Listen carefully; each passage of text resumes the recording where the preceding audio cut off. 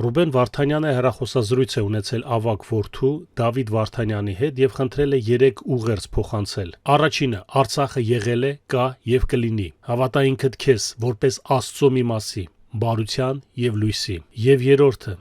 իսկական հերոսը նա է, ով կարողանում է հույս վառել այնտեղ, որտեղ հույսի շող չկա։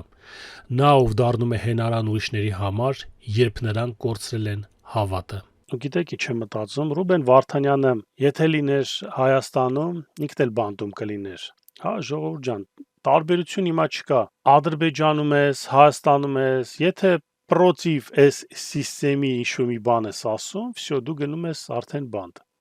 Սամվել Բաբայանը ինչու հիմա բանտում չէր։ Ես մի մոմենտ մտածում եմ, ասում եմ Սամվել Բաբայանը շուստրի, ասենց անցավ, փախավ եկավ գնաց, չէ։ Աննա Հակոբյանի հետով էր բունկերում։ Սամվել Բաբայանը նույնիսկ գտնվելով անազատության մեջ, Ռուբեն Վարդանյանը շարունակում է պայքարել Արցախի համար։ Լսենք։ Բաքվի բանտում տանջվող մեր հայրենակից բարերար Ռուբեն Վարդանյանը բանտից մեզ խնդրել է, որ հավատանք ինքներս մեզ, որ չկորցնենք մեր հույսը եւ դառնանք հենարան նրանց համար, ովքեր կորցնում են հավատը։ Եկեք մի պահ պատկերացնենք Ռուբենի ասածների խորությունը։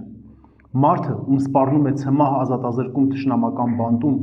հույսի ու հավատի կոչ է անում ոչ միայն մեր այն հայրենակիցներին, ովքեր ճնշվում են կամ ովքեր հացի խնդիր են լուծում մի կերպ, այլ նաև այն հայրենակիցներին, ովքեր իրենց տներում փափուկ կյանքով ապրում են, տաք հանգողնում քնում են, համեղ ու ռեժիմով սնվում են։ Բոլորիս է հույս ու հավատ մաղթում Ռուբենը, քանի որ մենք հաճախ ենք ասում, որ հիասթափվել ենք, հուսահատվել ենք, որ ոչինչ հնարավոր չէ փոխել։ Եկեք ընդունենք Ռուբեն Վարդանյանի ուղերձը։ Նա Արցախ գնաց, երբ Արցախն ամենածանր վիճակում էր եւ հենց այնտեղից էլ գերեվարվեց։ Նա կարող էր չգնալ, կարող էր այլ կերպ օգնել, բայց գնաց։ Եկեք մենք պատասխանենք նրան ու ասենք. «Սիրելի Ռուբեն, մենք ամեն ինչ կանենք, որ քո կրած տառապանքը նպատակին հասնի»։